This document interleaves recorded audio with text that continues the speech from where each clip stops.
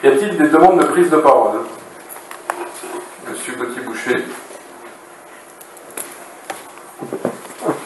Oui, Monsieur le Président, mes chers collègues, vous connaissez les positions du mouvement que je représente sur la construction européenne telle qu'elle est actuellement menée.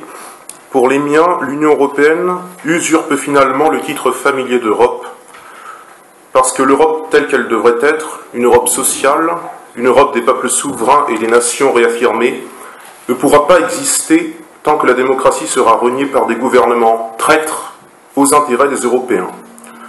Or, avec l'un ou l'autre jumeau, que l'on parle du PSE ou du PPE, c'est toujours la même incohérence qui préside au sommet de l'Union, celle de vouloir dicter les politiques de chacun des États membres, pourtant souverains, sans cependant toutefois être une fédération d'États et tout en demeurant un nain diplomatique. L'Union européenne est inconstante, à peu près juridique, qui a de plus l'habitude de casser d'un côté pour vouloir reconstruire de l'autre, et les fonds structurels européens, à l'instar du FEDER ou du FSE, en sont, à mon sens, un bon exemple. Voilà deux expressions de cette politique contradictoire. La promesse est certes alléchante pour ceux qui croient que l'Union fait toujours la force, permettre aux États membres de l'UE de rester solidaires entre eux, tout en demeurant compétitifs au sein de l'économie mondiale, réduire les inégalités de développement constatées au sein des différents territoires européens au service d'une politique de cohésion économique et sociale. Par le biais de programmes du type FEDER, l'Union européenne veut donc, officiellement en tout cas, le bien de nos territoires, mais avant de vouloir le bien, qui au juste a fait le mal.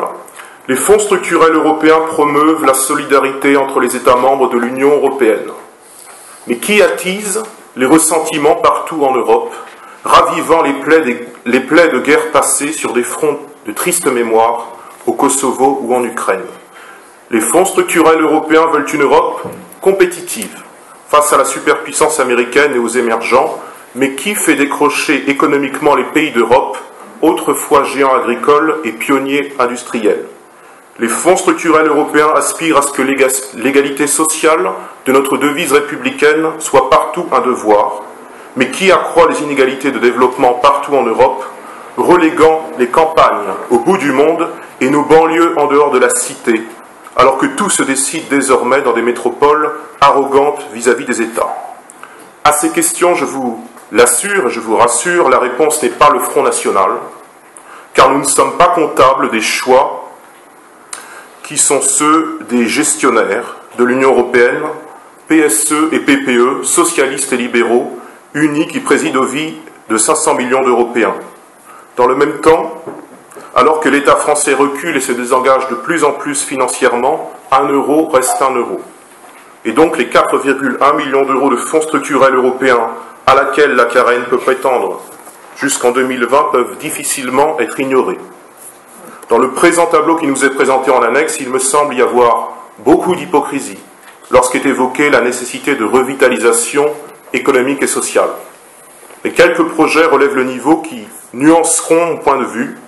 En premier lieu, l'aide accordée au syndicat du bassin versant du Brivet dans sa lutte contre la Jussie. Alors allons-y pour cet appel au fonds européen, mais sans conviction, tant il s'agit de quémander un argent appartenant en réalité à la France, ses bâtisseurs, ses travailleurs. Je rappellerai d'ailleurs en conclusion que notre pays aura donné 23 milliards d'euros à l'Union européenne en 2015 pour n'en récupérer que 15.